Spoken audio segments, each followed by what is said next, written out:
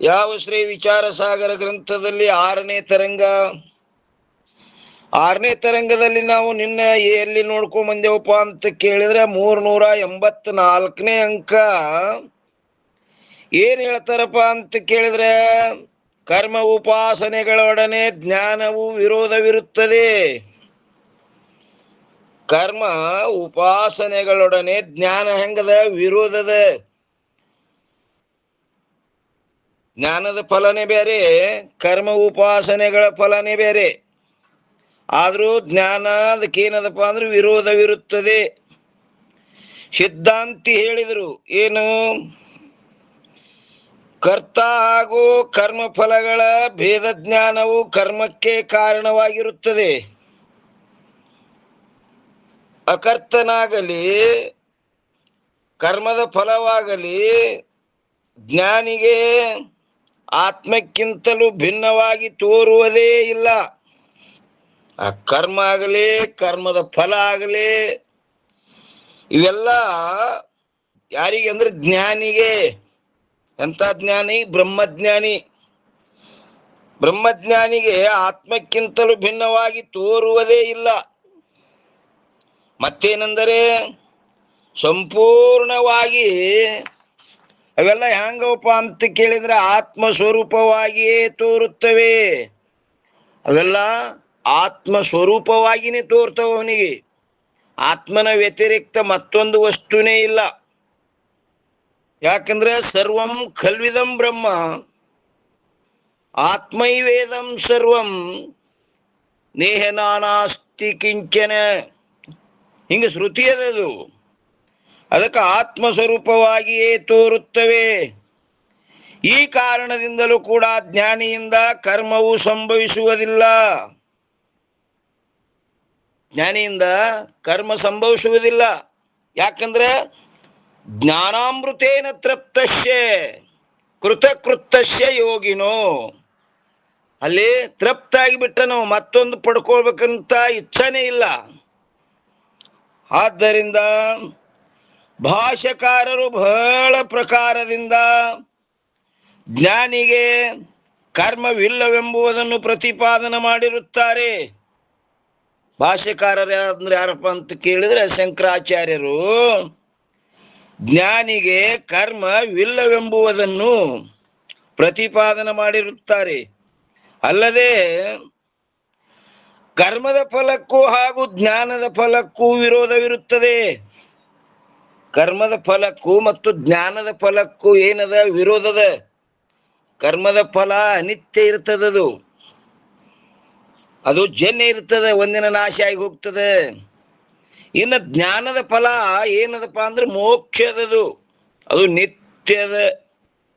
ಅದಕ್ಕೆ ಹೇಳ್ತಾರಿಲ್ರಿ, ಕರ್ಮದ ಫಲಕ್ಕೂ ಹಾಗೂ ಜ್ಞಾನದ ಫಲಕ್ಕೂ ವಿರೋಧವಿರುತ್ತದೆ.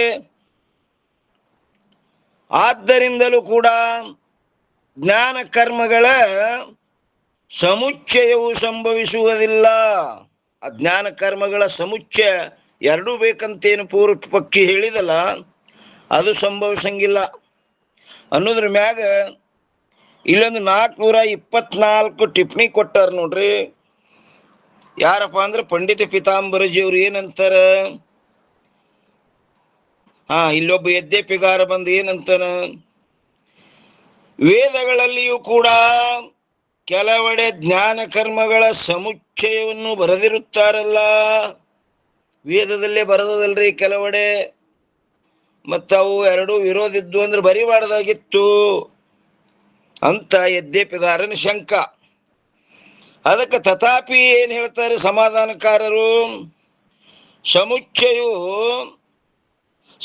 ಸಮುಚ್ಚಯವೆಂತಲೂ ಹಾಗೂ ಕ್ರಮ ಸಮುಚ್ಚಯವೆಂತಲೂ ಎರಡು ಪ್ರಕಾರವಾಗಿರುತ್ತದೆ. ಆ ಸಮುಚ್ಚಯ ಬರ್ದಾರಂದ್ರು ಸಹಿತ ಅದು ಎರಡು ಪ್ರಕಾರದ. ಅದು ಹೆಂಗಪ್ಪ ಅಂದ್ರೆ ಸಮುಚ್ಚಯವು ಮತ್ತು ಕ್ರಮ ಸಮುಚ್ಚಯವು. ಏನಂತಾರೆ ನೋಡಿ, ಏಕಕಾಲದಲ್ಲಿಯೇ ಅನುಷ್ಠಾನ ಮಾಡುವುದಕ್ಕೆ ಸಮುಚ್ಚಯ ಅಂತಾರೆ. ಏನ್ರಿ? ಅಲ್ಲಿ ಜ್ಞಾನದ ಸಾಧನಗಳಾದ ಶ್ರವಣವೇ ಮೊದಲಾದವುಗಳನ್ನು ಹಾಗೂ ಕರ್ಮದ ಸಾಧನಗಳಾದ ಅಗ್ನಿಹೋತ್ರ ಮೊದಲಾದವುಗಳನ್ನು ಅವು ಏಕಕಾಲದಲ್ಲಿಯೇ ಈ ಕಡೆ ಯಜ್ಞನು ಮಾಡೋದು, ಇಲ್ಲಿ ಜ್ಞಾನದ ಸಾಧನಾದ ಶ್ರವಣಾದಿಗಳನ್ನು ಮಾಡುವುದು. ಇದು ಏಕಕಾಲದಲ್ಲಿಯೇ ಅನುಷ್ಠಾನ ಮಾಡುವುದಕ್ಕೇನಂತರ ಸಮಸಮುಚ್ಚಯವೆಂದು ಹೇಳುತ್ತಾರೆ.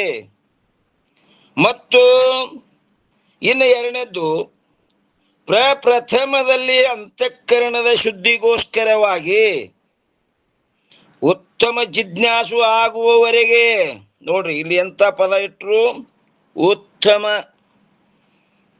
ಉತ್ತಮ ಅಂದ್ರೆ ಯಾರಿಗಂತಾರ್ರಿ?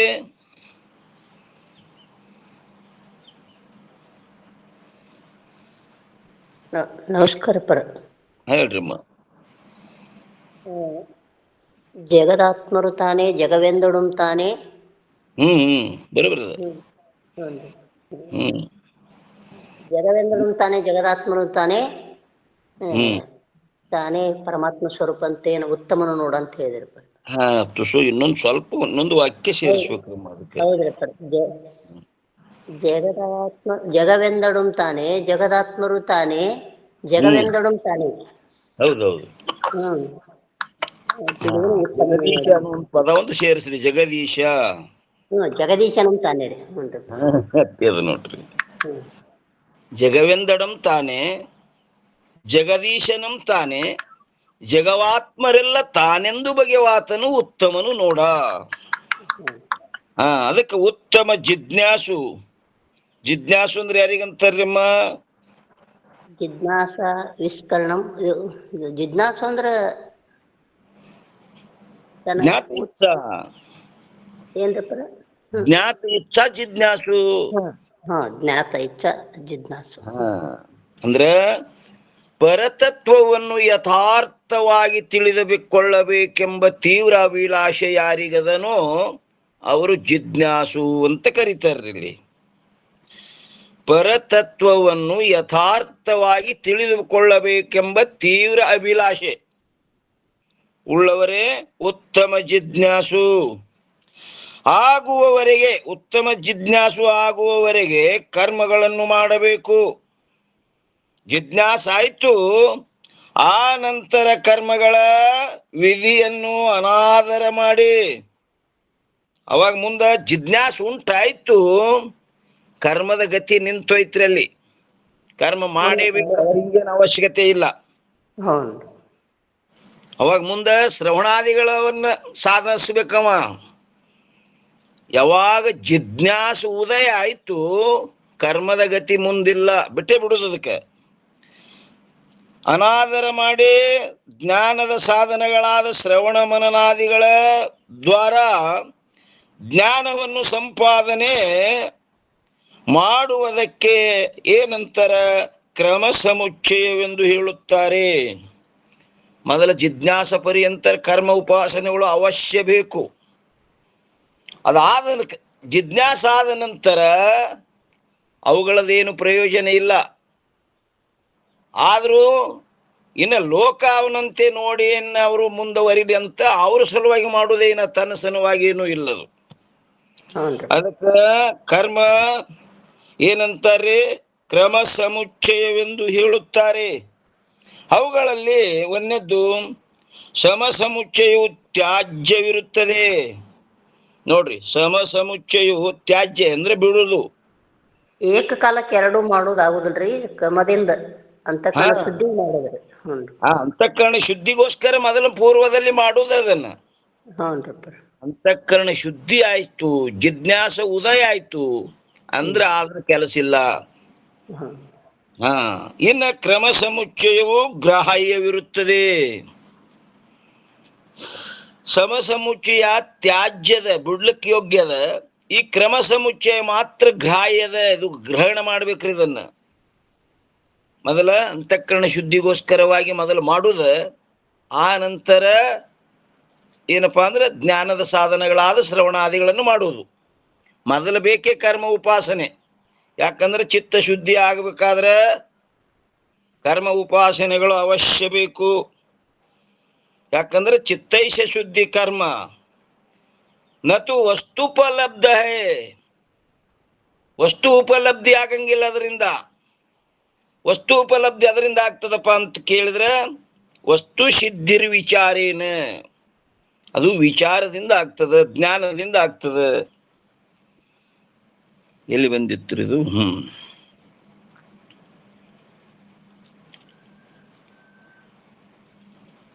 ಆದ್ದರಿಂದಲೂ ಕೂಡ ಜ್ಞಾನ ಕರ್ಮಗಳ ಸಮುಚ್ಚಯವು ಸಂಭವಿಸುವುದಿಲ್ಲ. ಅನಿತ್ಯವಾದ ಸಂಸಾರವು ಕರ್ಮದ ಫಲವಿರುತ್ತದೆ. ಕರ್ಮದ ಫಲ ಏನಪ್ಪಾ ಅಂತ ಕೇಳಿದ್ರ ಅನಿತ್ಯವಾದ ಸಂಸಾರವು ಕರ್ಮದ ಫಲವಿರುತ್ತದೆ. ಹಾಗೂ ಎರಡನೆಯ ಕಡ ನಿತ್ಯವಾದ ಮೋಕ್ಷವು ಜ್ಞಾನದ ಫಲವಿರುತ್ತದೆ. ಆ ನಿತ್ಯವಾದ ಮೋಕ್ಷ ಎದರದಪ್ಪ ಅಂದ್ರೆ ಜ್ಞಾನದ ಫಲ ಅದ. ಇನ್ನು 385 ನೋಡ್ರಿ ಏನಂತಾರ್ರಿ, ಮೂರನೇದ್ದು, ಆತ್ಮನಲ್ಲಿ ಜಾತಿ ಆಶ್ರಮ ಅವಸ್ಥೆಗಳ ಅಧ್ಯಾಸವು ಕರ್ಮಕ್ಕೆ ಕಾರಣವಿರುತ್ತದೆ. ಆತ್ಮನಲ್ಲಿ ಹೆಂಗವ್ರಿ ಜಾತಿ, ನಾನು ಬ್ರಾಹ್ಮಣ, ನಾನು ಕ್ಷತ್ರಿಯ, ನಾನು ಶೂದ್ರ, ನಾನು ವೈಶ್ಯ ಅನ್ನುವಂಥ ಇವು ಆತ್ಮನಲ್ಲಿ ಹೆಂಗವ ಜಾತಿ. ಆಶ್ರಮ, ನಾನು ಬ್ರಹ್ಮಚಾರಿ, ಗೃಹಸ್ಥ, ವಾನಪ್ರಸ್ಥ, ಸನ್ಯಾಸ ಅನ್ನುವಂಥ ಇವು ಆಶ್ರಮ ಏನದವ, ಇವು ಅಧ್ಯಾಸಗಳ, ಈ ಅವಸ್ಥೆಗಳ ಅಧ್ಯಾಸವು, ಇವು ಅಧ್ಯಾಸ ರೂಪದಿಂದದವು, ಇಲ್ಲವೇ ಇಲ್ಲವು. ಆತ್ಮನಲ್ಲಿ ಜಾತಿ ಆಶ್ರಮ ಅವಸ್ಥೆಗಳ ಅಧ್ಯಾಸವು ಕರ್ಮಕ್ಕೆ ಕಾರಣವಿರುತ್ತದೆ. ಯಾಕೆಂದರೆ ಜಾತಿ ಆಶ್ರಮ ಅವಸ್ಥೆಗಳಿಗೆ ತಕ್ಕಂತೆ ಭಿನ್ನ ಭಿನ್ನ ಕರ್ಮಗಳನ್ನು ಹೇಳಿರುತ್ತಾರೆ. ಯಾಯ ಆಶ್ರಮ ಯಾಯ ಜಾತಿಯವರು ಏನೇನು ಮಾಡ್ಬೇಕಂತ ಭಿನ್ನ ಭಿನ್ನ ಕರ್ಮಗಳನ್ನು ಹೇಳಿರುತ್ತಾರೆ. ಆದ್ದರಿಂದ ಜಾತಿ ಮೊದಲಾದವುಗಳ ಅಧ್ಯಾಸವು ಕರ್ಮಕ್ಕೆ ಕಾರಣವಾಗಿರುತ್ತದೆ. ಇಲ್ಲಿ ಯದ್ಯಪಿ ಒಬ್ಬ ಬರ್ತಾನೆ, ಏನಂತನವ, ಜಾತಿ ಆಶ್ರಮ ಅವಸ್ಥೆಗಳು ದೇಹದ ಧರ್ಮಗಳಿರುತ್ತವೆ. ಅವು ಎದರದವ, ದೇಹದ ಧರ್ಮದವು. ಆ ದೇಹ ಬಂದ ಬಳಿಕ ಅವೆಲ್ಲ ಜಾತಿ ಆಶ್ರಮ ಬಂದು. ಆದರೆ ಕರ್ಮ ಮಾಡುವವನಿಗೆ ದೇಹದಲ್ಲಿ ಆತ್ಮಬುದ್ಧಿ ಇರುವುದೇ ಇಲ್ಲ. ಯಾವ ಕರ್ಮ ಮಾಡ್ತಾನಲ್ಲ ಅವನಿಗೆ ಕರ್ಮದಲ್ಲಿ ದೇಹ ಕರ್ಮ ಮಾಡುವವನಿಗೆ ದೇಹದಲ್ಲಿ ಆತ್ಮಬುದ್ಧಿ ಇರುವುದೇ ಇಲ್ಲ. ಮತ್ತೇನೆಂದರೆ ಕರ್ತನಾದ ಆತ್ಮನು ದೇಹಕ್ಕಿಂತಲೂ ಭಿನ್ನನಾಗಿರುತ್ತಾನೆಂದು. ಆ ಕರ್ತನಾದ ಆತ್ಮನು ಹೆಂಗದನಪ್ಪ ಅಂತ ಕೇಳಿದ್ರೆ ಆ ದೇಹಕ್ಕಿಂತಲೂ ಭಿನ್ನನಾಗಿರುತ್ತಾನೆಂದು ಕರ್ಮಿಯು ತಿಳಿದಿರುತ್ತಾನೆ. ಯಾಕಂದ್ರೆ ಈ ದೇಹವಾದ ಒಳಗೆ ಮುಂದೆ ನನ್ನ ಸುಖ ಆಗ್ತದಂತ ಹೇಳಿನೇ ಅವ ಈ ದೇಹದಕ್ಕಿಂತ ನಾ ಬ್ಯಾರೆ ಇದ್ದೀನಂತ ತಿಳ್ಕೊಂಡಿರ್ತಾನವ. ಈ ವಿಷಯವನ್ನು ಪೂರ್ವದಲ್ಲಿ ಹೇಳಿರುತ್ತದೆ. ಆದ್ದರಿಂದ ಆತ್ಮನಲ್ಲಿ ಜಾತಿ ಆಶ್ರಮ ಅವಸ್ಥೆಗಳು ಕರ್ಮಿಗೂ ಕೂಡ ಪ್ರತೀತವಾಗುವುದಿಲ್ಲವಲ್ಲ ಅಂದ ಕೂಡಲೇ ಅವ್ರು ಹೇಳ್ತಾರ, ಕರ್ಮಿಯಾದವನಿಗೆ ದೇಹಕ್ಕಿಂತಲೂ ಭಿನ್ನನಾದ ಆತ್ಮನ ಎಂಥ ಜ್ಞಾನದ ಅಪರೋಕ್ಷ ಜ್ಞಾನವೂ ಇರುವುದಿಲ್ಲ ಅವನಿಗೆ. ದೇಹಕ್ಕಿಂತಲೂ ಆತ್ಮ ಭಿನ್ನದನಂತ ಅಪರೋಕ್ಷ ಜ್ಞಾನ ಇಲ್ಲ. ಮತ್ತೇನೆಂದರೆ ಶಾಸ್ತ್ರದಿಂದ ಪರೋಕ್ಷ ಜ್ಞಾನವಾಗಿರುತ್ತದೆ. ಶಾಸ್ತ್ರದಿಂದ ಕೇಳ್ಕೊಂಡು ಬಂದ ನಾವು ಅಷ್ಟು ಕೇಳುತ್ತದೆ ಹೆಂಗದಪ್ಪ ಅಂದ್ರೆ ಪರೋಕ್ಷ ಜ್ಞಾನವಾಗಿರುತ್ತದೆ. ಹಾಗೂ ದೇಹಾತ್ಮ ಜ್ಞಾನವು ಅಪರೋಕ್ಷ ಜ್ಞಾನವಿರುತ್ತದೆ. ಆ ದೇಹಾತ್ಮ ಜ್ಞಾನ ಹೆಂಗದ ಅಪರೋಕ್ಷದ. ಒಂದು ವೇಳೆ ದೇಹದಲ್ಲಿ ಭಿನ್ನವಾಗಿರುವಂತಹ ಆತ್ಮನ ಜ್ಞಾನವು ಅಪರೋಕ್ಷವಾಗಿದ್ದಾದರೆ ಅದು ದೇಹಾತ್ಮ ಜ್ಞಾನದ ಅಪರೋಕ್ಷಕ್ಕೆ ವಿರೋಧಿಯಾಗುತ್ತಿತ್ತು. ಆದರೆ ಪರೋಕ್ಷ ಜ್ಞಾನವು ಅಪರೋಕ್ಷ ಜ್ಞಾನದೊಡನೆ ವಿರೋಧ ಇರುವುದೇ ಇಲ್ಲ. ಆದ್ದರಿಂದ ಕರ್ತನಾದ ಆತ್ಮನು ದೇಹಕ್ಕಿಂತಲೂ ಭಿನ್ನನಾಗಿರುತ್ತಾನೆ ಎಂಬ ಜ್ಞಾನವು ಹಾಗೂ ದೇಹದಲ್ಲಿ ಆತ್ಮಬುದ್ಧಿಯು ಎರಡು ಒಬ್ಬನಿಗೆ ಉಂಟಾಗುತ್ತವೆ. ಅದಕ್ಕೊಂದು ದೃಷ್ಟಾಂತ ಕೊಟ್ಟು ಹೇಳ್ತಾರ್ರಿ. ಮೂರ್ತಿಯಲ್ಲಿ ಶಾಸ್ತ್ರದಿಂದ ಈಶ್ವರ ಜ್ಞಾನವು ಪರೋಕ್ಷ ಅಪರೋಕ್ಷವಾಗುತ್ತದೆ. ಮೂರ್ತಿ ಅಂದ್ರೆ ಪ್ರತಿಮಾ ಮೂರ್ತಿ ಮಾಡಿ ಕುಂಡ್ರಿಸ್ತಾರಲ್ಲ, ಅದರಲ್ಲಿ ಈಶ್ವರ ಜ್ಞಾನವು ಈಶ್ವರ ಅದನಂತ ಜ್ಞಾನ ಅದು ಹೆಂಗದ? ಪರೋಕ್ಷವಾಗುತ್ತದೆ. ಮತ್ತು ಪಾಷಾಣ ಬುದ್ಧಿಯು ಅಪರೋಕ್ಷವಿರುತ್ತದೆ. ಪಾಷಾಣ ಬುದ್ಧಿ ಅಂದ್ರೆ ಈ ಮೂರ್ತಿ ಎದ್ರದಾಗ್ಯದ? ಏನು ಶೆಲ್ಲಿಕೇರಿ ಕಲ್ಲಿನಿಂದ ಆಗ್ಯದೋ, ಏನು ಸಂಗಮೋರಿ ಕಲ್ಲಿನಿಂದ ಆಗ್ಯದೋ ಅನ್ನೋದು ಅವನಿಗೆ ಹೆಂಗದ? ಇದರಿಂದ ಈ ಕಲ್ಲಿನಿಂದ ಆಗ್ಯದಂಥದ್ದು ಅಪರೋಕ್ಷವಿರುತ್ತದೆ. ಅವುಗಳಿಗೆ ವಿರೋಧವಿರುವುದಿಲ್ಲ. ಆದ್ದರಿಂದ ಎರಡೂ ಒಬ್ಬನಿಗೆ ಉಂಟಾಗುತ್ತವೆ. ಮತ್ತು ಯಾರಿಗೆ ರಜ್ಜುವಿಗೂ ಹಾಗೂ ಸರ್ಪಕ್ಕೂ ಇರುವ ಭೇದ ಜ್ಞಾನವು ಅಪರೋಕ್ಷವಾಗಿರುವುದು, ಅವರಿಗೆ ಅಪರೋಕ್ಷವಾದ ಸರ್ಪಭ್ರಾಂತಿಯು ದೂರವಾಗುತ್ತದೆ. ಆದ್ದರಿಂದ ಈ ನಿಯಮವು ಸಿದ್ಧವಾಯಿತು. ಏನಂದ್ರೆ ಅಪರೋಕ್ಷ ಭ್ರಾಂತಿಯು ಅಪರೋಕ್ಷ ಜ್ಞಾನದೊಡನೆ ವಿರೋಧವಿರುತ್ತದೆ ಹೊರತು ಪರೋಕ್ಷ ಜ್ಞಾನದೊಡನೆ ಅಲ್ಲ. ಅಪರೋಕ್ಷ ಏನು? ಹಗ್ಗ ಅಪರೋಕ್ಷ ಹಾವು ಅಪರೋಕ್ಷ ತೋರ್ಲಕತ್ತಿತ್ತಲ್ಲ, ಯಾವಾಗ ಹಗ್ಗದ ಜ್ಞಾನ ಅಪರೋಕ್ಷ ಆಯ್ತು, ಆ ಅಪರೋಕ್ಷ ಹಾವಿನ ಭ್ರಾಂತಿ ದೂರ ಆಗಿ ಹೋಗ್ತದೆ.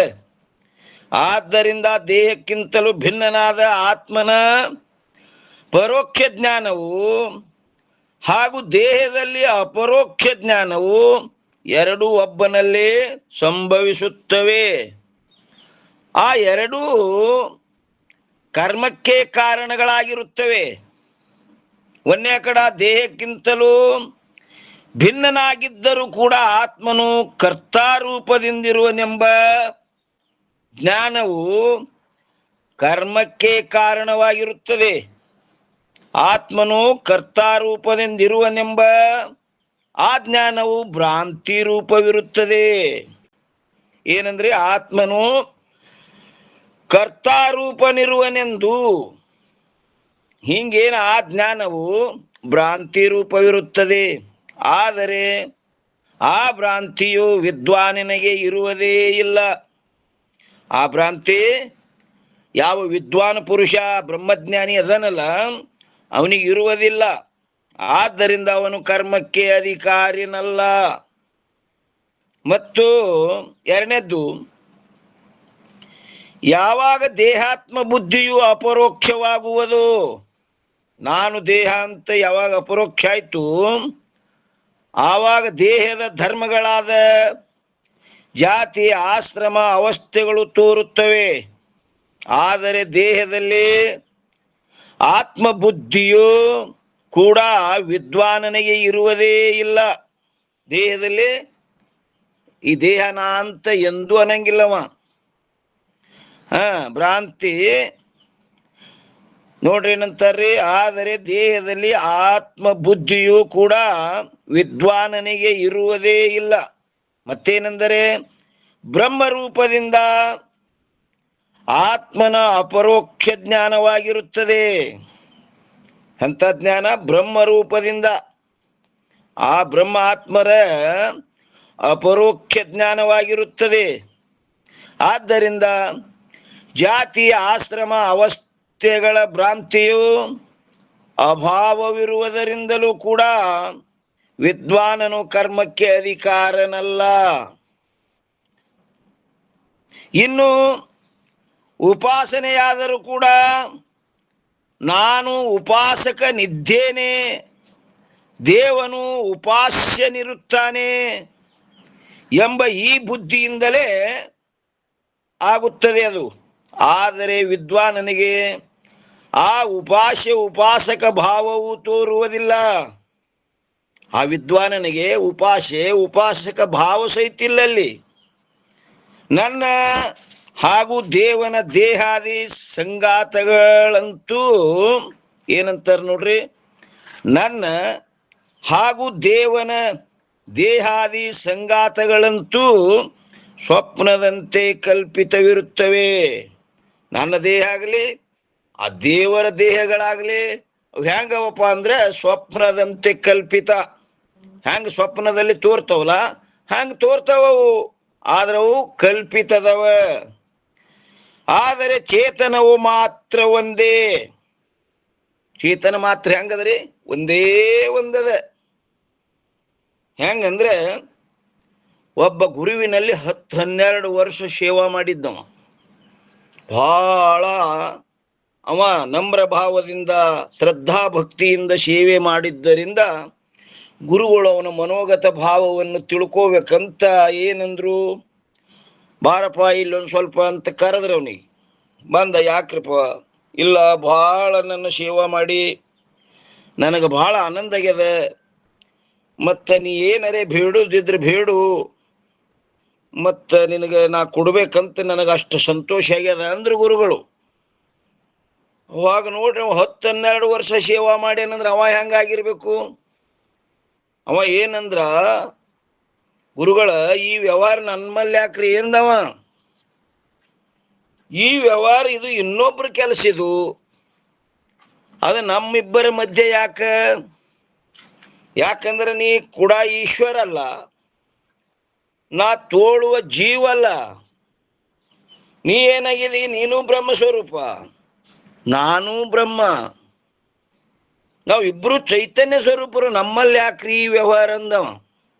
ಗುರುಗಳಂದ್ರು ಯೋಗ್ಯದ ಬಿಡು ತಿಳ್ಕೊಂಡುದಂದ್ರು ಅವ್ರು. ಹಂಗ ಇಲ್ಲಿ ಏನಾಗ್ಯದಪ್ಪ ಅಂತ ಕೇಳಿದ್ರೆ, ಉಪಾಸಕ ಭಾವವು ತೋರುವುದಿಲ್ಲ. ಅವೊಬ್ಬ ಉಪಾಸ್ಯ ದೇವತೆ ಅದನ, ನಾವೊಬ್ಬ ಉಪಾಸಕ ನದಿನಿ ಅಂತ ಆ ಜ್ಞಾನಿಗೆ ತೋರುವುದಿಲ್ಲ. ನನ್ನ ಹಾಗೂ ದೇವನ ದೇಹಾದಿ ಸಂಗಾತಗಳಂತೂ ಹೆಂಗಪ್ಪ ಅಂದ್ರೆ ಸ್ವಪ್ನದಂತೆ ಕಲ್ಪಿತವಿರುತ್ತವೆ. ತೋರ್ತವಲ್ಲ, ಅದೊಂದು ದೇವರ ದೇಹ, ಗುರುವಿನ ದೇಹ, ಇದು ನನ್ನ ದೇಹ ಅಂತ. ಅವು ಹೆಂಗ ಸ್ವಪ್ನದಲ್ಲಿ ತೋರ್ದಂಗೆ ಇಲ್ಲಿ ತೋರ್ಲಿಗತ್ತವ. ಆದರೆ ಚೇತನವು ಮಾತ್ರ ಒಂದೇ. ಚೇತನದಲ್ಲಿ ಅಲ್ಲಿ ಭೇದ ಇಲ್ಲವೇ ಇಲ್ಲ, ಒಂದೇ ಒಂದು ಇರುತ್ತದೆ ಎಂದು ವಿದ್ವಾನನಿಗೆ ನಿಶ್ಚಯವಿರುತ್ತದೆ. ಆದ್ದರಿಂದಲೇ ಜ್ಞಾನವು ಉಪಾಸನೆಯೊಡನೆ ವಿರೋಧವಾಗಿರುತ್ತದೆ. ಜ್ಞಾನವೇನಾಗ್ಯದ? ಉಪಾಸನೆಯೊಡನೆ ವಿರೋಧದದು. ಮತ್ತು ಇನ್ನ 386 ಏನ್ ಹೇಳ್ತಾರೆ ನೋಡ್ರಿ, ಪಕ್ಷಿಯ ಗಮನದ ದೃಷ್ಟಾಂತ ಕೊಟ್ಟಿದ್ದವ ಹಿಂದ. ಪಕ್ಷಿ ಆಕಾಶದಲ್ಲಿ ಗಮನ ಮಾಡ್ಬೇಕಾದ್ರೆ ಒಂದೇ ರೆಕ್ಕೆಯಿಂದ ಹೋಗ್ತದೇನ್ರಿ? 2 ರೆಕ್ಕೆ ಇದ್ರೆ ಹ್ಯಾಂಗ ಗಮನ ಸಾಧ್ಯ? ಹಾಂಗಿಲ್ಲಿ ಈ ಮುಮುಕ್ಷು ಆದ್ರೂ ಸಹಿತ ಜ್ಞಾನ ಅನ್ನೋದೊಂದು ರೆಕ್ಕೆ, ಕರ್ಮ ಉಪಾಸನೆಗಳನ್ನೋದೊಂದು ರೆಕ್ಕೆ. 2 ರೆಕ್ಕೆ ಇದ್ರೆ ಅವನಿಗೆ ತನ್ನ ಮೋಕ್ಷ ಎಂಬ ಧಾಮಕ್ಕೆ ಹೋಗ್ಲಿಕ್ಕೆ ಸಾಧ್ಯದ. 1 ರೆಕ್ಕೆಯಿಂದ ಸಾಧ್ಯ ಇಲ್ಲ ಅಂತವ ಹಿಂದೆ ವಾದ ಮಾಡಿದ್ದ. ಏನಂತಾರೆ? ಪಕ್ಷಿಯ ಗಮನದ ದೃಷ್ಟಾಂತವು ಸಂಭವಿಸುವುದಿಲ್ಲ. ಯಾಕಂದರೆ ಪಕ್ಷಿಗೆ 2 ರೆಕ್ಕೆಗಳು ಒಂದೇ ಕಾಲದಲ್ಲಿಯೇ ಇರುತ್ತವೆ. ಅವುಗಳಿಗೆ ಪರಸ್ಪರ ವಿರೋಧವಿರುವುದಿಲ್ಲ. ಆದರೆ ಜ್ಞಾನವು ಮಾತ್ರ ಕರ್ಮ ಉಪಾಸನೆಗಳೊಡನೆ ವಿರೋಧವಿರುತ್ತದೆ. ಆ ಪಕ್ಷಿಗೆ 2 ಪಕ್ಷ ಅವು ವಿರೋಧಿಲ್ಲ, ಆದ್ರೆ ಇಲ್ಲಿ ಕರ್ಮ ಉಪಾಸನೆಗಳಿಗೆ ಜ್ಞಾನ ವಿರೋಧದ. ಆದ್ದರಿಂದ ಏಕಕಾಲದಲ್ಲಿರುವುದು ಸಂಭವಿಸುವುದಿಲ್ಲ. ಕರ್ಮ ಉಪಾಸನೆ ಜ್ಞಾನ ಏಕಕಾಲದಲ್ಲಿರೋ ಸಂಭವಿಸಂಗಿಲ್ಲ.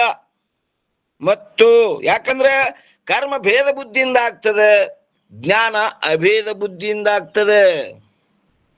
ಅದಕ್ಕೆ ಏಕಕಾಲದಲ್ಲಿರುವುದು ಸಂಭವಿಸುವುದಿಲ್ಲ.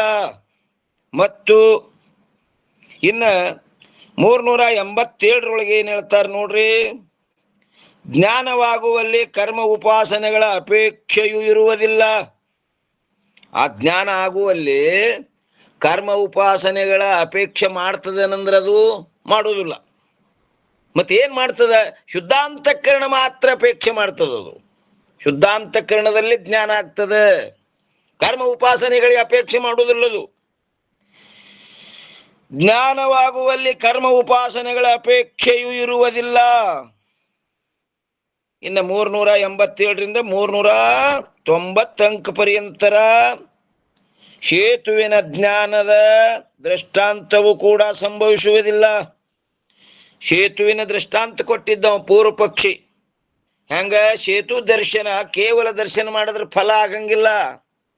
ಆ ಫಲ ಆಗ್ಬೇಕಾದ್ರೆ ಆ ಸೇತು ದರ್ಶನ ಏನ್ ಅಪೇಕ್ಷೆ ಮಾಡ್ತದ? ಶ್ರದ್ಧಾ ಭಕ್ತಿಗಳನ್ನ ಅಪೇಕ್ಷೆ ಮಾಡ್ತದ. ಹಂಗ ಕರ್ಮ ಉಪಾಸನೆಗಳನ್ನು ಜ್ಞಾನ ಅಪೇಕ್ಷೆ ಮಾಡ್ತದ ಅಂದಿದ್ದವ. ನೋಡ್ರಿ ನಂತರ ಸೇತುವಿನ ಜ್ಞಾನದ ದೃಷ್ಟಾಂತವು ಕೂಡ ಸಂಭವಿಸುವುದಿಲ್ಲ. ಯಾಕೆಂದರೆ ಸೇತುವಿನ ದರ್ಶನ ಅನ್ನೋದ್ರ ಮ್ಯಾಗ ಇಲ್ಲೊಂದು 425 ಟಿಪ್ಪಣಿ ಕೊಟ್ಟಾರ ನೋಡ್ರಿ. ಏನಂತಾರಪ್ಪ ಅಂತ ಕೇಳಿದ್ರೆ, ಶ್ರೀರಾಮಚಂದ್ರನು ರಾಮೇಶ್ವರದಿಂದ ಲಂಕೆಯ ಪರ್ಯಂತರ ಏನ್ ಮಾಡಿದ? ಸಮುದ್ರಕ್ಕೆ ನಿರ್ಮಾಣ ಮಾಡಿದ ಸೇತುವಿನ ದರ್ಶನವು. ಸೇತು ಅಂದ್ರೆ ಯಾವ್ದಾರ ಪೂಲ್ ನೋಡ್ಬೇಡ್ರಿ ಅಂದಾರ ಅವರು. ಎಷ್ಟೋ ಪೂಲ್ಗಳು ಕಟ್ಟಾರ ಅಲ್ಲೆಲ್ಲೆಲ್ಲ ಹಳ್ಳಗಳಿಗೆ. ಅದಕ್ಕೆ ಸೇತು ಅಂದ್ರ ಏನು ಸೀತಾಮಾತೆಯನ್ನು ಶೋಧ ಮಾಡ್ಲಿಕ್ಕೆ ಏನು ಹೋಗಿದ್ರಲ್ಲ, ಅದು ಸಮುದ್ರದೊಳಗದ ಲಂಕೆ. ಭಾರತ ನಕಾಶಿ ನೋಡ್ರಿ ನೀವು ಒಂದು ಸ್ವಲ್ಪ. ಆ ನಕಾಶಿಗೆ ಬಿಟ್ಟು ಒಂದು ಸ್ವಲ್ಪ ಬಿಟ್ಟದದು. ಎಲ್ಲದ? ಸಮುದ್ರದಲ್ಲಿ. ಅಲ್ಲಿ ಹೋಗ್ಬೇಕಾದ್ರೆ ಏನ್ ಮಾಡಿದ್ರು?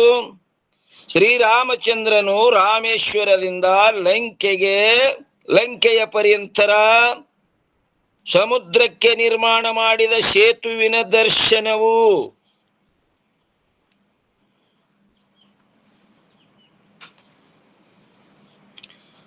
ಏನಂತಾರ್ರಿ? ಸೇತುವಿನ ಜ್ಞಾನದ ದೃಷ್ಟಾಂತವು ಕೂಡ ಸಂಭವಿಸುವುದಿಲ್ಲ. ಯಾಕಂದರೆ ಸೇತುವಿನ ದರ್ಶನವು ದ್ರಷ್ಟ ಫಲಕ್ಕೆ ಕಾರಣವಿರುವುದಿಲ್ಲ. ಅದು ಸೇತುವಿನ ದರ್ಶನ ದ್ರಷ್ಟ ಫಲ ಅದೇನಂದ್ರೆ ಇಲ್ಲದು. ಮತ್ತೇನೆಂದರೆ ಅದೃಷ್ಟ ಫಲಕ್ಕೆ ಕಾರಣವಾಗಿರುತ್ತದೆ. ಅದು ಅದೃಷ್ಟ ಫಲ. ಈಗ ನೋಡಿದ ಕೂಡಲೇ ಅವಾಗ ಒಮ್ಮೆ ಏನಾಯ್ತು? ದೃಷ್ಟ ಫಲ ಸಿಗ್ತಾನಂದ್ರೆ ಇಲ್ಲ, ಅದು ಎಂದೋ ಅದೃಷ್ಟ. ಇನ್ನು ಒಂದನೇದ್ದು, ಯಾವ ಫಲವು ಪ್ರತ್ಯಕ್ಷವಾಗಿ ಪ್ರತೀತವಾಗುತ್ತದೆಯೋ ಅದು ದೃಷ್ಟ ಫಲವೆಂದು ಹೇಳಿಸಿಕೊಳ್ಳುತ್ತದೆ. ನೋಡ್ರಿ, ದೃಷ್ಟ ಫಲ ಎದಕ್ಕಂದ್ರು, ಯಾವ ಫಲವು ಪ್ರತ್ಯಕ್ಷವಾಗಿ ಪ್ರತೀತವಾಗುತ್ತದೆಯೋ ಅದು ದೃಷ್ಟ ಫಲವೆಂದು ಹೇಳಿಸಿಕೊಳ್ಳುತ್ತದೆ. ಹೇಗೆಂದರೆ ಭೋಜನದ ಫಲವಾದ ತೃಪ್ತಿಯು ಪ್ರತ್ಯಕ್ಷವಿರುತ್ತದೆ. ಉಂಡ ಬಳಿಕ ಹೊಟ್ಟೆ ತುಂಬಿತು, ಏನಾಯ್ತು? ತೃಪ್ತಿ. ಅದು ಪ್ರತ್ಯಕ್ಷದ. ಆದ್ದರಿಂದ ಭೋಜನವು ದೃಷ್ಟ ಫಲಕ್ಕೆ ಕಾರಣವಿರುತ್ತದೆ. ಹೇಗೋ ಹಾಗೆ ಸೇತುವಿನ ದರ್ಶನದಿಂದ ಪ್ರತ್ಯಕ್ಷ ಫಲವು ಪ್ರತೀತಿಯಾಗುವುದಿಲ್ಲ. ಎದರಿಂದ? ಸೇತುವಿನ ದರ್ಶನದಿಂದ ಪ್ರತ್ಯಕ್ಷ ಫಲ. ಸೇತುವಿನ ದರ್ಶನದ ಫಲ ಏನ್ರಿ? ಪ್ರತ್ಯಕ್ಷ ಇಲ್ರಪ್ಪ, ಅದೃಷ್ಟ ಫಲ ರೀ. ಅದೇ ಏನ್ರಿ ಅದು? ಸೇತುವಿನ ದರ್ಶನದ ಫಲ ಏನ್ರಿ ಅಮ್ಮ? ಅದು ಫಲ ಏನು? ಸೇತುವಿನ ದರ್ಶನದ ಫಲ ಪುಣ್ಯ ಪಾಪ ರೀ, ಪಾಪನಾಶ. ಪ್ರತ್ಯಕ್ಷ ಫಲ. ಮುಂದೆ ಪಾಪ ಈ ದರ್ಶನ ಮಾಡೋದ್ರಿಂದ ಮುಂದೆ ಪಾಪ ಹೋಗ್ತದಂತ ಗೊತ್ತದ್ರಿ ಅಷ್ಟೇ ರೀ. ಶಾಸ್ತ್ರದಿಂದ ಕೇಳ್ಯಾರ ಅಷ್ಟೇ. ಹ್ಞೂನ್ರಿ. ಪ್ರತ್ಯಕ್ಷ ಫಲವು ಪ್ರತೀತ ಆಗುವುದಿಲ್ಲ. ಮತ್ತೇನೆಂದರೆ ಪಾಪದ ನಾಶರೂಪ ಫಲವನ್ನು ಶಾಸ್ತ್ರದಿಂದ ತಿಳಿದುಕೊಂಡಿರುತ್ತಾನೆ. ಅಂದ್ರ ಈ ದರ್ಶನ ಮಾಡಿದೆ ಅಂದ್ರೆ ಪಾಪ ಹೋಗ್ತದಂತ ಶಾಸ್ತ್ರದಲ್ಲಿ ಹಂಗ ಉಲ್ಲೇಖ ಬರ್ದಾರ. ಅದು ತಿಳ್ಕೊಂಡ ನಾವು. ಯಾವುದು ಶಾಸ್ತ್ರದಿಂದ ತಿಳಿಯಲ್ಪಟ್ಟಿದೆಯೋ ಹಾಗೂ ಯಾವುದು ಪ್ರತ್ಯಕ್ಷವಾಗಿ ಪ್ರತೀತವಾಗುವುದಿಲ್ಲವೋ ಅದು ಅದೃಷ್ಟ ಫಲವೆಂದು ಹೇಳಲ್ಪಡುತ್ತದೆ. ಪ್ರತ್ಯಕ್ಷನೂ ಅಲ್ಲ, ಅದು ಶಾಸ್ತ್ರದಿಂದ ತಿಳ್ಕೊಂಡದ್ದು. ಅದಕ್ಕೇನಂತಾರಪ್ಪ ಅಂತ ಕೇಳಿದ್ರೆ ಅದೃಷ್ಟ ಫಲ. ಅದು ದೃಷ್ಟ ಅಲ್ಲ. ಈಗ್ರಪ್ಪರ ನಾವು ಪುಣ್ಯ ಮಾಡಿದ್ರೆ ಸ್ವರ್ಗ ಲೋಕಕ್ಕೆ ಹೋತಾರ ಅಂತ ಹೇಳ್ತಾರಲ್ಲ, ಅದನ್ನು ಅದೃಷ್ಟನೇ ಅಲ್ರಪ್ಪರ? ಅದೃಷ್ಟೇ. ತತ್ಕಾಲಿಯಲ್ಲಿ ಹೋಗ್ಯಾರಿ, ಸಾತ್ ಬಳಕ್ ಹೋಗ್ಯಾರಿ ಎಂದೋ. ಹ್ಞೂನ್ರಪ್ಪ. ಈ ಸ್ಥೂಲ ಶರೀರ ಅಂತೂ ಒಯ್ಲಿಕ್ಕೆ ಬರುವುದಿಲ್ಲ. ಇದು ಇಲ್ಲೇ ಬಿಟ್ಟು ಅದು ಸೂಕ್ಷ್ಮ ಶರೀರ ತಗೊಂಡು ಹೋಗ್ಯಾರ. ಹೌನ್ರಿ ಅದು ಎಂದೋ ಆಗ್ಯಾದ್ರಿ, ಎಂದೋ ಮಾಡ್ಯಾನ, ಈಗ ಮುಂದೆ ಎಂದೋ ಸತ್ತನವ. ಹೌನ್ರಿ ಅದೃಷ್ಟ ಫಲ ರೀ ಅದು. ಹೌನ್ರಿ ಆದ್ದರಿಂದ ಯಾವ ಪ್ರಕಾರ ಯಜ್ಞವೇ ಮೊದಲಾದ ಕರ್ಮಗಳು ಸ್ವರ್ಗಾದಿಗಳ ಅದೃಷ್ಟ ಫಲಕ್ಕೆ ನೀವು ಹೇಳಿದ್ದೆ ಕೊಟ್ರು ನೋಡ್ರಿ ಇಲ್ಲಿ.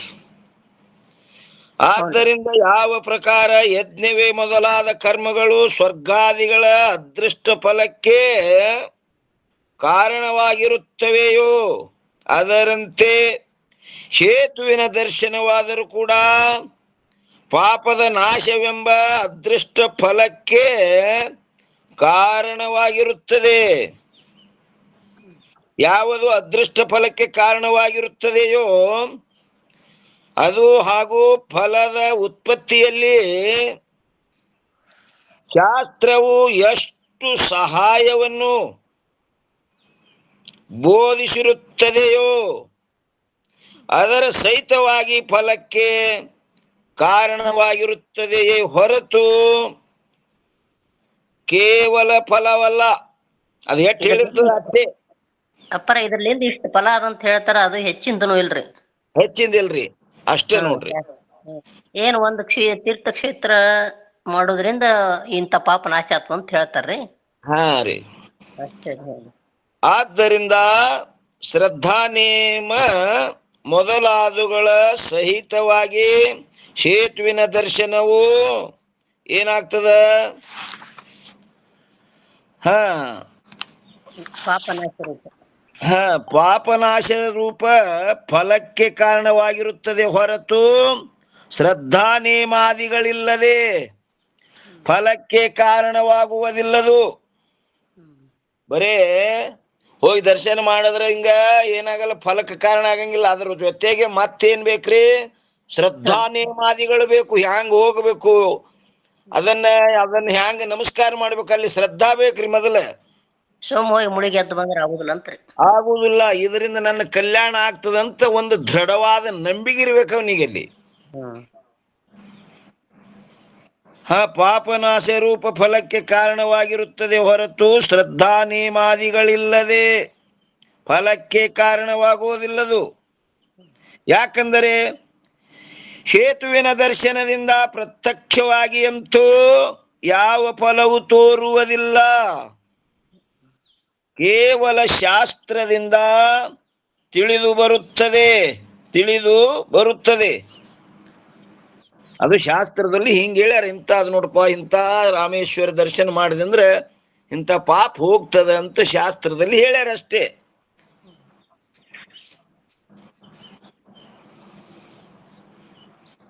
ತಿಳಿದು ಬರುತ್ತದೆ. ಆ ಶಾಸ್ತ್ರವು ನೋಡ್ರಿ, ಆ ಶಾಸ್ತ್ರವು ಶ್ರದ್ಧಾ ಮೊದಲಾದುಗಳ ಸಹಿತವಾಗಿ ಮಾಡಿಕೊಳ್ಳುವ ಆ ಶಾಸ್ತ್ರವು ಶ್ರದ್ಧಾ ಮೊದಲಾದುಗಳ ಶ್ರದ್ಧಾ ನೇಮ ಅಲ್ಲೆಲ್ಲ ಏನು ಹ್ಯಾಂಗ ಮಾಡ್ಬೇಕು, ಹ್ಯಾಂಗ ನಮಸ್ಕಾರ ಮಾಡ್ಬೇಕು ಅನ್ನೋದೆಲ್ಲ ಅವೆಲ್ಲ ನೇಮ ಅದಾವ. ಶಾಸ್ತ್ರವು ಶ್ರದ್ಧಾ ಮೊದಲಾದುಗಳ ಸಹಿತವಾಗಿ ಮಾಡಿಕೊಳ್ಳುವ ಹೇತುವಿನ ದರ್ಶನದಿಂದ ಫಲವು ಪ್ರಾಪ್ತವಾಗುತ್ತದೆ ಎಂದು ಬೋಧನ ಮಾಡಿರುತ್ತದೆ ಶಾಸ್ತ್ರ. ಕೇವಲ ದರ್ಶನದಿಂದ ಫಲ ಉತ್ಪತ್ತಿಯಾಗುತ್ತದೆ ಎಂದು ಹೇಳುವುದರಲ್ಲಿ ಯಾವ ಪ್ರಮಾಣವೂ ಇಲ್ಲ. ಹಿಂಗ ಕೇವಲ ದರ್ಶನ ಮಾಡೋದ್ರಿಂದ ಹಿಂಗೆ ಫಲ ಆಗ್ತದಂತೆ ಯಾವ ಪ್ರಮಾಣವೂ ಇಲ್ಲಲ್ಲಿ. ಆದ್ದರಿಂದ ಹೇತುವಿನ ದರ್ಶನವು ಫಲವನ್ನು ಕೊಡಬೇಕಾದರೆ ಏನ್ರಿ? ಶ್ರದ್ಧಾ ನೇಮ ಭಕ್ತಿಗಳ ಅಪೇಕ್ಷೆಯು ಮಾಡುತ್ತದೆ. ಇವ ಶ್ರದ್ಧಾ ಇಟ್ಟು ಬಂದನು, ಹ್ಯಾಂಗ ಬಂದನು? ಆ ಶ್ರದ್ಧಾ ಫಲ ಕೊಡ್ತದೆ. ಯಾಕಂದ್ರೆ ಯಥೋ ಭಾವ ತಥೋ ದೇವ. ನೀ ಹೆಂಗ್ ಭಾವನೆ ಮಾಡ್ತಿ ಹಂಗ ದೇವ್ರ ಅದನ್ನ. ನೀ ಹೋಗಿ ಖಾಲಿ ಹೋಗಿ ಶ್ರದ್ಧಾ ಇಲ್ಲ, ಭಕ್ತಿ ಇಲ್ಲ, ನೇಮ್ ಇಲ್ಲ, ಹೋಗಿ ಬಂದೆ ಅಂದ್ರೆ ಅದು ಫಲಕಾರಿ ಆಗಂಗಿಲ್ಲ. ಸಂಪ್ರದಾಯ ಮಾಡ್ತೀವಿ ಅಂದ್ರೆ ಆಗಲ್ರಪ್ಪ, ಆಗುದಿಲ್ಲ. ಅಲ್ಲಿ ಏನ್ ಬೇಕ್ರಮ್ಮ? ಅದ್ರ ಜೊತೆ ಶ್ರದ್ಧಾ ಭಕ್ತಿ ನೇಮ ಬೇಕು. ಶ್ರದ್ಧಾ ನೇಮ ಭಕ್ತಿಗಳ ಅಪೇಕ್ಷೆಯನ್ನು ಮಾಡುತ್ತದೆ. ಮತ್ತು 388 ಏನ್ ಹೇಳ್ತಾರೆ ನೋಡ್ರಿ, ಬ್ರಹ್ಮವಿದ್ಯೆಯು ತನ್ನ ಫಲವನ್ನು ಕೊಡಬೇಕಾದರೆ, ಬ್ರಹ್ಮವಿದ್ಯೆ ಫಲ ಏನ್ರಿಮ್ಮ?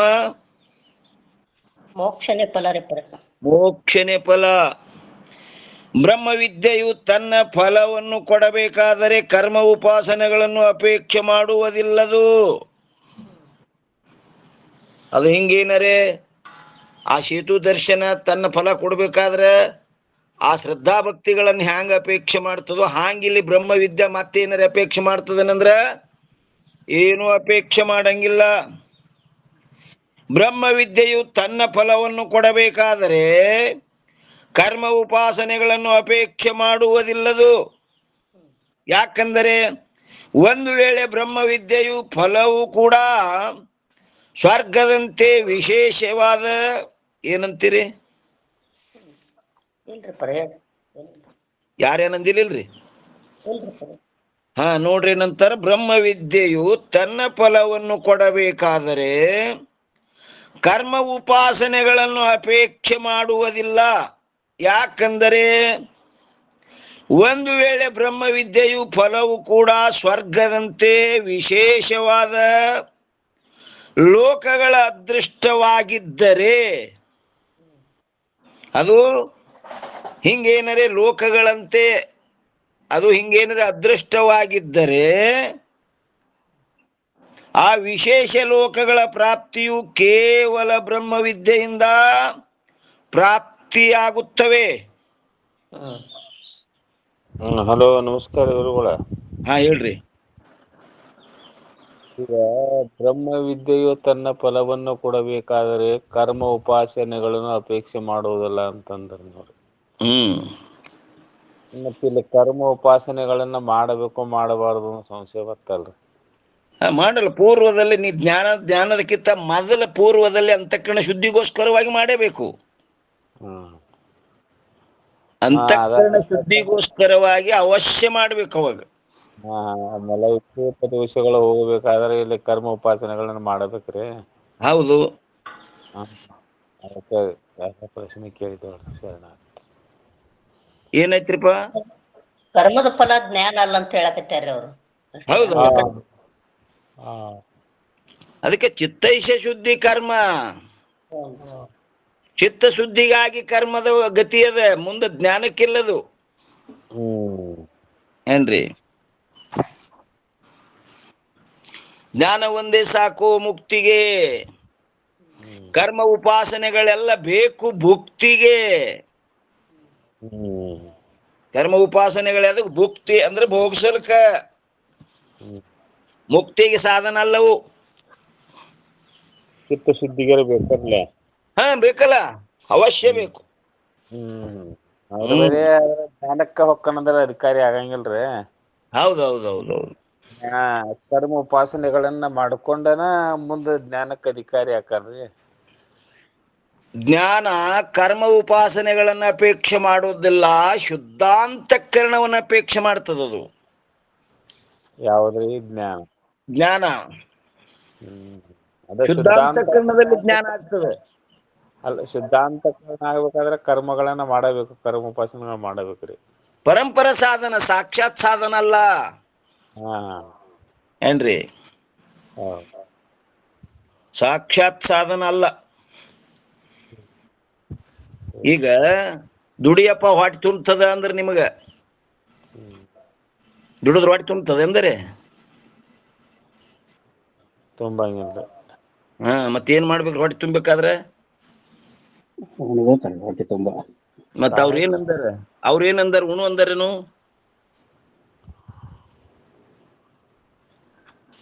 ದುಡಿ ಹೊಟ್ಟೆ ತುಂಬತದ ಅಂದಾರ ಅವರು.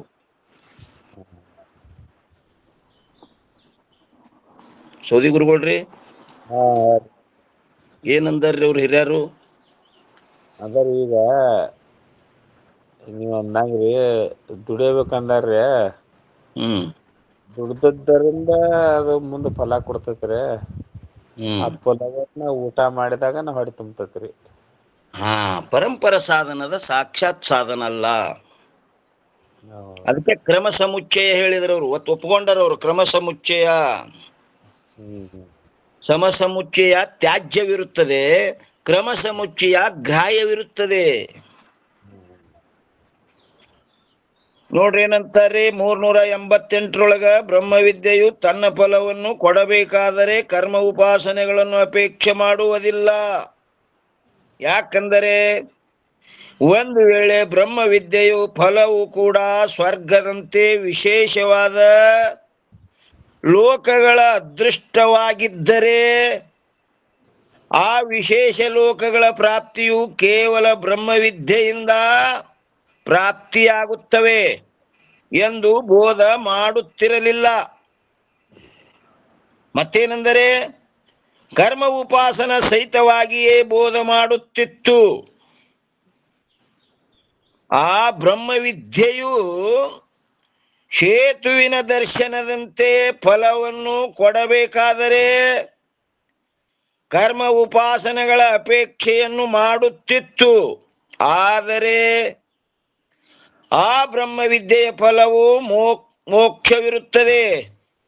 ಸ್ವರ್ಗದಂತೆ ಲೋಕಗಳ ವಿಶೇಷ ರೂಪ ಅದೃಷ್ಟವಂತೂ ಇರುವುದೇ ಇಲ್ಲದು. ಬ್ರಹ್ಮವಿದ್ಯೆ ಫಲ ಎಲ್ಲರೇ ಲೋಕ ವಿಶೇಷ ಅಲ್ಲದು. ಬ್ರಹ್ಮವಿದ್ಯೆ ಫಲ ಏನಂದ್ರಪ್ಪ? ಮೋಕ್ಷದ ಎಲ್ಲರೇ ಲೋಕ ವಿಶೇಷಕ್ಕೆ ಹೋಗುವುದಿಲ್ಲ. ಮತ್ತೇನೆಂದರೆ ಮೋಕ್ಷವು ನಿತ್ಯ ಪ್ರಾಪ್ತವಿರುತ್ತದೆ. ಮೋಕ್ಷ ಪಡ್ಕೊಳ್ಳೋದಲ್ಲದು, ನಿತ್ಯ ಪ್ರಾಪ್ತದ. ಪ್ರಾಪ್ಯ ರೂಪ ಪ್ರಾಪ್ತಿ. ಮತ್ತು ಭ್ರಾಂತಿಯಿಂದ ಬಂಧವು ಪ್ರತೀತವಾಗುತ್ತದೆ. ಆ ಬಂಧ ಭ್ರಾಂತಿಯಿಂದ ಪ್ರತೀತ ಆಗ್ಯದದು. ಸ್ವತಃ ಇಲ್ಲ ಇಲ್ಲರೇ ಅದು ಇಲ್ಲವೇ ಇಲ್ಲ, ಅದು ಇಲ್ಲ. ತಪ್ಪು ತಿಳುವಳಿಕೆ ಅಂತ ತಿಳ್ಕೊಂಡಿವ್ರಿ ನಾವ್ರಿ. ಬಂದ ಕಾಲೋ ಬಂದಾಭಾವ. ಆ ಬಂದ ಕಾಲದಲ್ಲೇ ಬಂದದ ಅಭಾವ ಅದ್ರಿ. ಈ ಕ್ವಾಡ್ಗ ಕಾಳಿಗಾಗ ಅದು ಕಾಳಿಗಾಗ ಆಸ್ಬೂರ್ಕ ಅಡ್ಡು ಕೈ ಸೇರ್ಸದ ಮುಟಿಗೆ ಮಾಡಿ ಒದ್ದಾಡ್ಲಕತ್ತದ. ಯಾರು ಕಟ್ಟ್ಯಾರೇನ್ರಿ ಅದಕ್ಕೆ? ತನಗ ತಾನೇ ಗುರಿ ಆಗ್ಯದ್ರಿ. ಮುಟಿಗೆ ಬಿಟ್ರ ಕುಲ್ಲಾನೇ ಅದಾವು. ಇವನು ಸಹಿತ ಹೆಂಗಾಗ್ಯಾನ? ಮಮಕಾರದಿಂ ಮಿಕ್ಕಿನ ಬಂದ ಮುಂಟೆ. ಮೋಹ ಮೋಹ ಏನ್ ಮಾಡ್ಯದ? ಕಟ್ಟಿ ಹಾಕ್ಯದವನಿಗೆ. ಮೋಹ ಬಿಡು, ಮೋಹದ ಕೇವೇ ಮೋಕ್ಷದ. ಆ ಮೋಹದಿಂದ ಇಷ್ಟೆಲ್ಲ ನೀನೇ ಕಟ್ಕೊಂಡಿದಿ, ಯಾರು ಕಟ್ಟಿಲ್ಲ. ಸಾಮಾನ್ಯವಾಗಿ ನೋಡ್ರಿ, ಲಗ್ನದಾಗ ಈ ಹೊರಗಿನವ್ರು ಆಕಿ ಶರಿಗೆ ಇವನು ಟ್ರಾಯಲ್ಕೊಂದ್ ಗಂಟು ಹೊಡೆದಾರ. ಆ ಗಂಟಿನ ಮ್ಯಾಗ ಗಂಟು 108 ಗಂಟು ಹೊಡ್ಕೊಂಡ. ನೀವು ಒಳಗಂಟುಗಳು ಯಾರು ಕಟ್ಟ್ಯಾರವು? ಹೊರಗ್ ಕಟ್ಟ್ಯಾರವ್ರು ಅರಿಬಿಗೆ. ನೀವು ಒಳಗ್ ಹೊಡ್ಕೊಂಡ ನೋಡ್ರಿ. ಭ್ರಮಜತಾದಾತ್ಮ್ಯ ಸಂಬಂಧ ಯಾರು ಕಟ್ಟಿ ಹಾಕ್ಯಾರೇನ್ರಿ? ಇಲ್ರಪ್ಪ, ತಾನೇ ಕಟ್ಕೊಂಡನ. ನನ್ನ ಹೆಂಡ್ತಿ, ನನ್ನ ಮಗ, ನನ್ನ ಮೊಮ್ಮಗ, ನನ್ನ ಮನಿ ತಗೋ 108 ಎಲ್ಲ. ಅದಕ್ಕೆ ಮತ್ತು ಭ್ರಾಂತಿಯಿಂದ ಬಂದವು ಪ್ರತೀತವಾಗುತ್ತದೆ. ಈ ಬಂದ ಹೆಂಗಪ್ಪ? ಭ್ರಾಂತಿಯಿಂದ. ಆ ಭ್ರಾಂತಿಯ ನಿವೃತ್ತಿಯೇ ಬ್ರಹ್ಮವಿದ್ಯೆಯ ಫಲವಾಗಿರುತ್ತದೆ. ಆ ಭ್ರಾಂತಿಯ ನಿವೃತ್ತಿಯು ಕೇವಲ ಬ್ರಹ್ಮವಿದ್ಯೆಯಿಂದಲೇ ಆಗುತ್ತದೆ. ಮತ್ತೆ ಯಾವುದು ಬೇಕಾಗಿಲ್ಲ ಅಲ್ಲಿ. ಕರ್ಮ ಉಪಾಸನ ಭ್ರಾಂತಿ ಹೋಗ್ತದೆ ಎಂದರೆ ಅಜ್ಞಾನ. ಅದಕ್ಕೆ ಬ್ರಹ್ಮವಿದ್ಯಾನೇ ಬೇಕು. ಕತ್ತಲ ತೋಡಿ ತೆಗದ್ರೆ ಎಂದೂ ಕಳ್ದಲ್ರಿ. ಬೆಳಕು ಹೆಂಗ್ ಬೇಕು ಹಂಗ ಅಲ್ಲಿ ನಾ ಕಾಯಿ ಹೊಡಿತ, ನೈವೇದ್ಯ ಹಿಡಿತ, ನಿನಗ್ ದಂಡವತ್ ಹಾಕ್ತ ಹೋಗಂದ್ರ ಕಾತಿಲಿ ಹೋಗ್ತದೇನ್ರಿ ಅದು? ಹಂಗ ಬೆಳಕ್ ತಂದಿ ನಿಂದ್ರಂದ್ರ ನಿಂದ್ರಂಗಿಲ್ಲ ಅದು. ಹಂಗಿಲ್ಲಿ ಕರ್ಮ ಉಪಾಸನೆ ಮಾಡಿಕೊಂಡು ನಾ ದಂಡವತ್ ಹಾಕ್ತ, ನಿನಗ ನಾಮಸ್ಮರಣೆ ಮಾಡ್ತ ಅಜ್ಞಾನ ಹೋಗಂದ್ರ ಹೋಗುದಿಲ್ಲದು. ಜ್ಞಾನ ಆಯ್ತು, ಅದಕ್ಕೆ ಮಾತ್ರ ಇರುವಿಕೆ ಇಲ್ಲ. ಕರ್ಮ ಉಪಾಸನೆಯಿಂದ ಸಿದ್ಧಿ ಆಕತಲ್ರಿ? ಹಾ ರೀ, ಕರ್ಮ ಉಪಾಸನೆಯಿಂದ ಸಿದ್ಧಿ ಆಕಾವಲ್ರಿ? ಸಿದ್ಧಿಗಳಾಗ್ತಾವ. ಸಿದ್ಧಿ ಅವ್ ಏನಂತಾವ್ ನಿನಗ್ ಮತ್ತಿಟ್ಟು ಒಯ್ದು ಘಟದಾಗ ಹೋಗಿತಾವ್. ಹಾ ಅದಕ್ಕೆ ನಿತ್ಯ ಸುಖ ಕೊಡ್ತಾವ ಏನ್ರಿ ಅವು? ಇಲ್ಲ ಮತ್ತೆ ತುಕಾರಾಮ್ ಮಹಾರಾಜರಿಗೆ ಭೇಟಿ ಆದತ್ಯಪ್ಪ, ನಿನ್ನ ಸೇವಾ ಮಾಡ್ತೇವ್ ತಗೋ, ನೀ ಏನ್ ಬೇಡುದು ಕೊಡ್ತೇವು, ನಾ ಬೇಡುದು ಕೊಡ್ತಾ ಅಂದ್ರ ಕ್ವಾಡ್ರಿ ವಾಚೇನ ಅಂದವ. ಏನ್ ಬೇಡಂದು, ಇದೊಮ್ಮೆ ಏನ್ ಭೇಟಿ ಆಗಿರಿ, ಇನ್ನೊಮ್ಮೆ ಭೇಟಿ ಆಗ್ಬೇಡ್ರಿ, ಇದೇ ಕೊಡ್ರಿ ಅಂದವ. ಏನ್ರಿ ದಾಸರು ಇದೇ ಮಾತು ಹೇಳಿದ್ರೆ ಪುರಂದರ ದಾಸರು ನೋಡಿ. ಹಾ ಸಿದ್ಧಿ ತಗೊಂಡು ಏನ್ ಮಾಡುದ್ರಿಪ್ಪ ಅದು? ಇವನಿಗೆ ಮತ್ತೆ ಜನನ ಮರಣ ದುಃಖಕ್ಕೆ ಕಾರಣ ಆಗ್ತಾವ.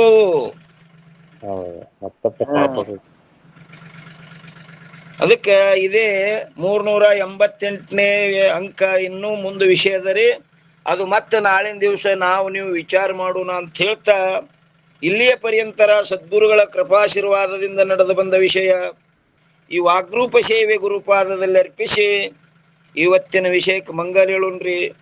ಎಲ್ಲ ಮಹಾತ್ಮರ ಮಾತೆಯರ ಪಾದಕ್ಕೆ ನಮಸ್ಕಾರ ರೀ. ಮಂಗಲ್ ಹೇಳ್ರಿ ಅಮ್ಮವ್ರಿ.